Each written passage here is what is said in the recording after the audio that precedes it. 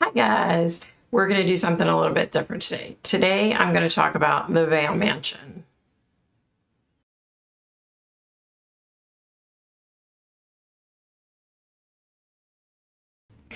Hey guys, Victoria Baxton here. Thanks for stopping back by my YouTube channel. Okay, so we're doing something a little bit different. So I was on vacation for 2 weeks. Went to a family reunion and hung out with my sister in Kansas City. Okay, so the last night I was there, she and I were driving around. I went to this really cool cemetery. We took a bunch of pictures. And we lucked upon these buildings, which my sister had been to the other buildings. But then she drove down the street around the corner and we came to this mansion. And I don't think she's ever been there. I don't think she knew anything about it. So it's called the Vaile Mansion, Vaile. It's named after the gentleman that built it. So let's talk about this, okay? Let me give you some details. So it was built by Colonel and Mrs. Harvey Vail in 1881. It was considered the most princely house and the most comfortable home in the entire West, according to the Kansas City Times in 1882. Situated on North Liberty Street, a mile north of the historic Independence Square, the three-story Gothic-like structure today sits in solitary splendor, an architectural anomaly among the surrounding Midwestern homes. This 31-room mansion includes 9 marble fireplaces, spectacular painted ceilings, flushing toilets, a built-in 6,000-gallon water tank, and a 48,000-gallon wine cellar. Well, that's a lot of wine. This mansion is one of the best examples of Second Empire-style architecture in the United States. The mansion's Second Empire... Oh my gosh, I can't even talk. Empire-style architecture in the United States. Okay. The mansion's Second Empire in architectural style, Italianate and Gothic details in the Victorian showplace of Independence, Missouri. Y'all, I don't know what all that means. The kitchen, although primitive in appearance, was the latest thing in modernity. It was the up-and-coming modern thing in its day. How about that? Complete with speaking tubes and indoor running hot and cold water, it was every cook's dream. East Lake and Gothic in style, the solid black walnut grand staircase welcomes visitors as they enter through the vestibule doors. Hand-carved snow white Carrara marble from Italy with onyx pillars were said to radiate with the glow from the fire.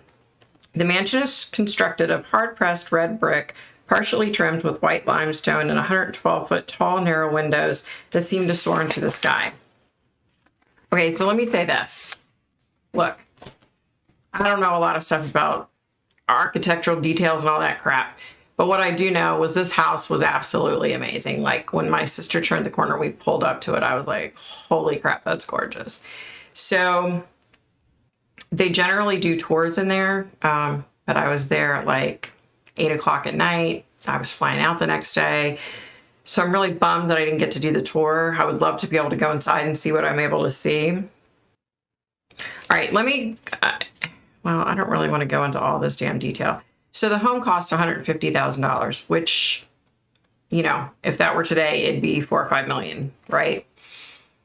Everybody in Jackson County was just like amazed by this home. So listen to this, okay? In the early 1880s, so they called Mr. Vail Colonel Vail, even though he never served in the military. It was like, I don't know, just a respect thing.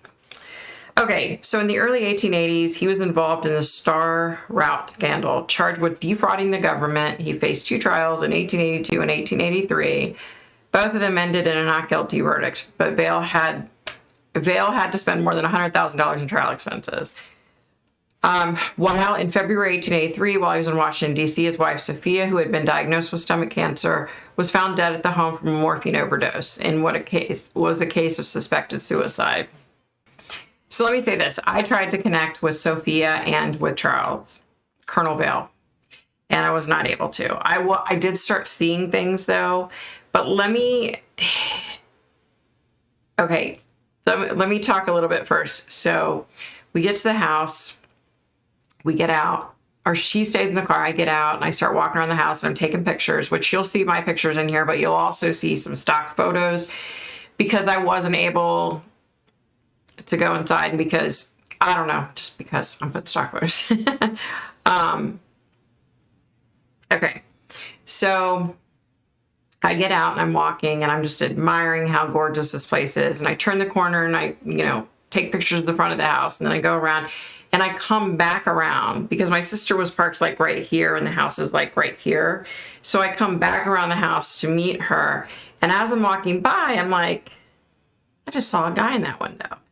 So you can clearly tell by looking at the house, like there's stuff in the windows. Like you can tell that, they're obviously using it for something, right? Which they're using it to do tours.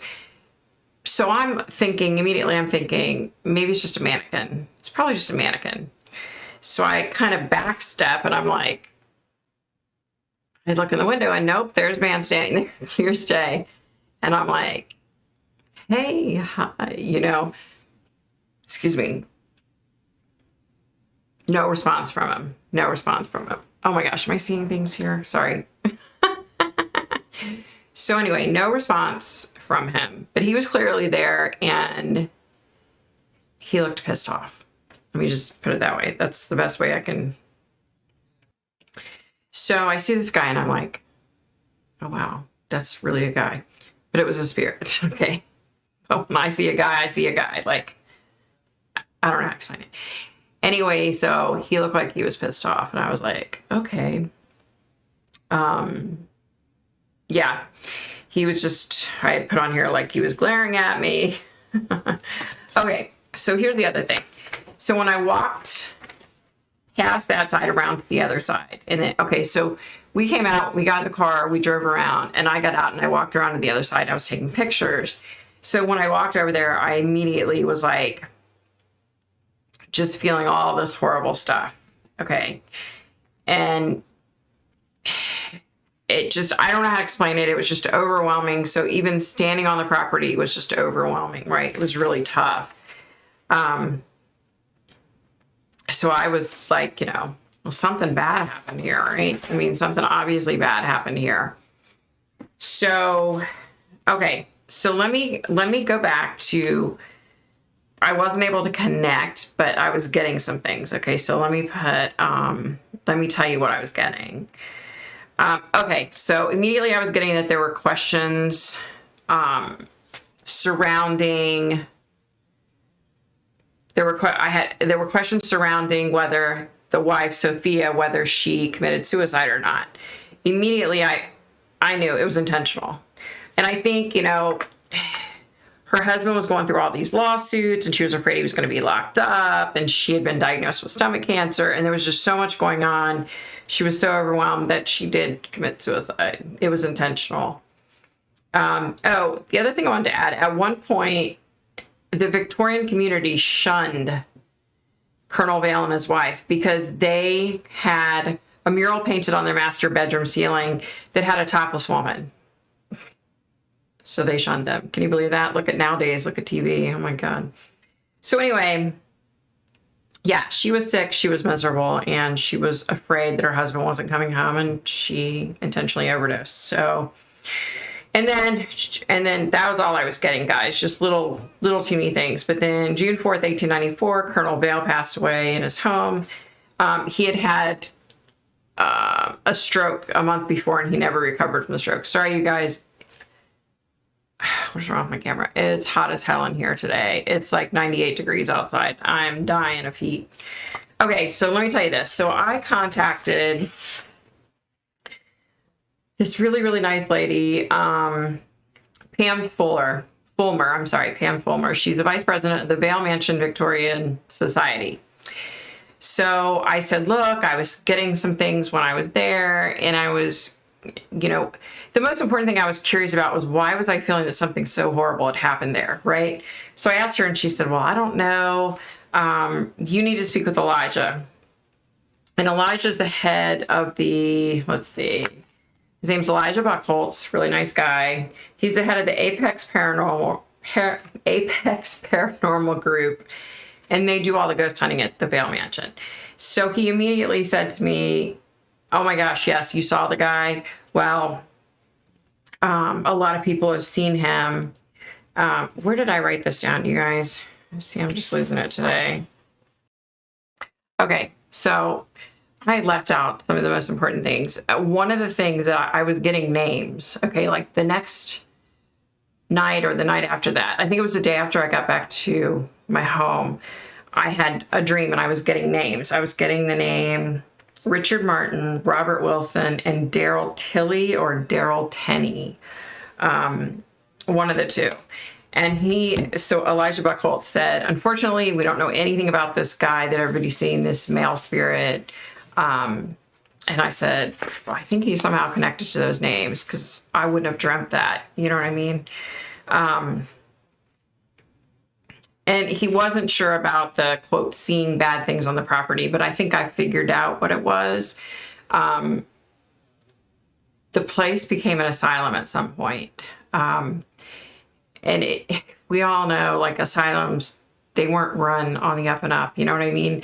And I do feel like this young guy is from the asylum, and I do feel like he was pissed off. I think he was probably mistreated. I think that's what the energy I was getting when I was standing on that property feeling just horrible things. I think it was because of the asylum. Yeah. But that's all I was getting, you guys. I kind of wanted to do this because I was just so impressed with the mansion. Like, it was just absolutely gorgeous. I don't know how else to explain it. It was just gorgeous, amazing.